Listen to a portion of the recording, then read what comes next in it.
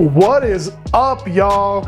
This is another weird scape here on Hardscape. You know how we do it on here. I'm thinking of honestly making this a whole series of strange, weird kind of containers for aquascaping. You guys seem to really like these, so let's kind of keep the ball rolling on this. Again, this is like an apothecary dish, some kind of candy dish. It came with like this really cool lid. I got this at the thrift store for like $3 or something like that. And you know, I just really want to show you guys that you can pretty much do an aquascape in just about anything. You don't need like a really expensive tank, although they're fun to have. You can pretty much do this in anything, you know, as long as you have a minimal amount of space on the inside. We can pretty much do cool little aquascapes in anything. I think of these as sketches, like if you're a person who likes to draw or to sculpt. You know, if you're sketching things, I think that exercises like this can be really helpful for growing your aquascaping abilities. They've honestly really helped me. I've done a whole slew of these things so far, and I mean, I can get these done for under $50 a lot of the time, and you know, this takes me like 20 or 30 minutes, so I really enjoy these. I hope you guys really enjoy these too. Let's get to it. We're gonna hit our substrate, our hardscape, we're gonna prep that up, we're gonna get it all together, plant this thing out, and then we're going to go ahead and get some water in this thing. Let's keep it easy breezy today. We got a heat wave in Sacramento. It's like 115 degrees today. So it's getting hot in this studio, so let's make this thing happen. And stay with me, guys. All right, so let's go ahead and get started with our hardscape. And for this, and the reason why we're starting with our hardscape first is because this rock is a little bit large, tall for the container. So it's gonna have to go all the way at the bottom.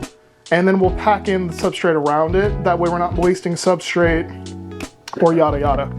And we got something kind of special today. I've never worked with this before, but this is a plant called Substrate. To me, it looks a lot more like a seaweed than anything else, but it's an epiphyte. It's like a moss kind of. So we're gonna go ahead and we're gonna glue this all over our hardscape here, and it's gonna look really, really beautiful. It grows pretty lushly and stuff like that, and I don't think that it's a super difficult plant to take care of. And to do that, we have a couple ways we can do that. We can either tie it with some Terraline, or we can just use some cyanoacrylate glue. This is a very particular kind of glue. This is just the Loctite stuff. Again, you can get multiple different brands of this anywhere, but don't forget that it needs to be cyanoacrylate glue. Let me see if I can show you guys.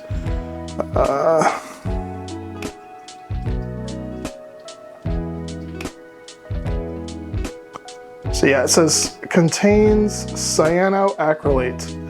That's important. You really can't use any other kind of glue. Otherwise, it'll kill everything. It leaches all kinds of chemicals into the water, yada yada. So let's go ahead and get started with that. All right, so we got that prepped. And basically, it just kind of pulls into these individual little, clumps. And we're just gonna go ahead and glue those clumps to the rock. It's not really, I would say just try not to overthink it.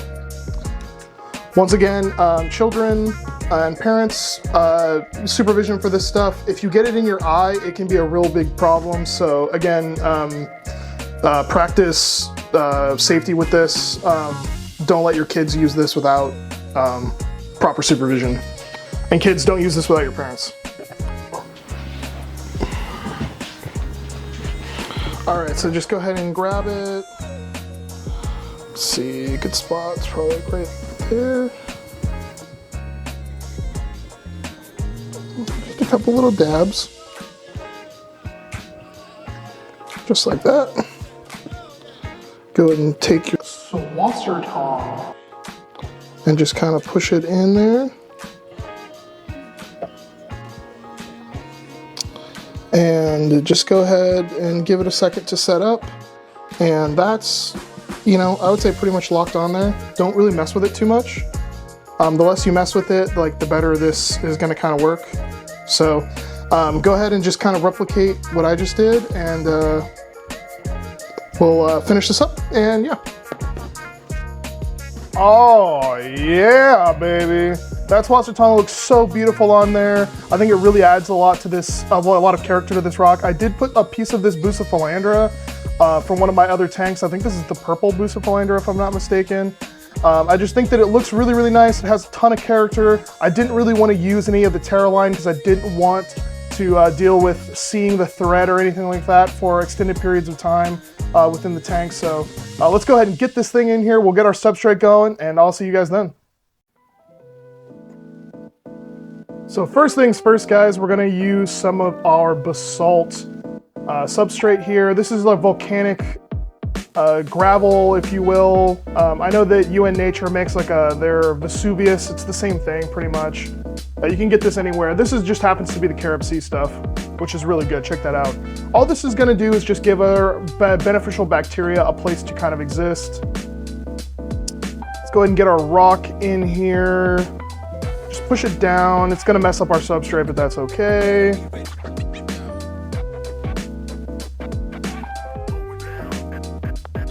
I think that looks pretty good. We just need to fix our substrate now. Remember, you always want to slope it backwards to the back of the tank. Traditionally, that's going to make the tank look a little bit larger than it would otherwise, but for this scape, I don't know if it's applicable, but we're going to do it anyway. Let's go ahead and get our main soil in here. Now, this is a mixture of things. So this is a little bit more of that Carib Sea. This is some fluvial stratum aqua soil, some aquatic compost, and then also some root tabs all mixed in. We're gonna slope that back, make that look good. Let's cap this thing over, and then we can start on our planting. For our capping, we're once again going to be using our Monterey beach sand. This is a bit of a larger grain of sand. It's not as fine as maybe the beaches on Monterey. You guys have seen this one before. It's the same one we did in our tropical pond project. It's one of my absolute favorite sands that I have currently. A lot of you guys are curious about this, and I think the UN Nature Monterey is basically the same thing. So if you guys want to check that out, that's a place where you can get it online or whatever. I do get mine locally, so it's not really like available for, let's say, everybody, but unless you live in Sacramento. I think that this is looking really great, guys. A good tropical feel to it. Beautiful. So let's go ahead and get our planting in here and we'll be done. First up on our planting, we're gonna go with some Bulbitis disforma. This is the baby leaf stuff. So gorgeous. Let's go ahead and get it around the right side of that rock right there. I think that that's gonna be the best place for it. It's really gonna fill out that back area and I think help just sort of fill the tank, make it look really nice. I've had a lot of success with this before, so hopefully we continue that up. Some cryptocorin parvas. Of course, you guys know I love cryptocorin parvas. They're some of my absolute favorites. Let's go ahead and put this right up front. I don't want it to interfere too much with that Bulbitis, but at the same time, I want to have a pretty decent amount of impact up in that front area. I think it just makes it look a little bit more complete, kind of brings the scape down into the foreground a little bit more. Completes the look, makes it look nice and full. We're not working with too much space, so we got to think smart about what kind of plants we use. And of course, some absolutely gorgeous Monte Carlo. We're gonna go ahead and get this on the left side of the tank. Go ahead and plant this thing down. I've been having quite a bit of success with Monte Carlo recently. I think it's a little bit easier, for me at least, to grow than let's say like a baby tears or something like that. And there we have it. Put a couple more cryptocorins in there, a little bit more Monte Carlo. Let's go ahead and just finalize everything. I like to just get in there with a pair of tweezers and just sort of make sure everything's looking good. Kind of take a good look at the scape, because once the water in there, it will be more difficult to kind of change anything around. So I just like to make sure that everything is going to be 100% exactly the way I want. And there we have it. Absolutely beautiful. Let's get some water in this thing, yeah?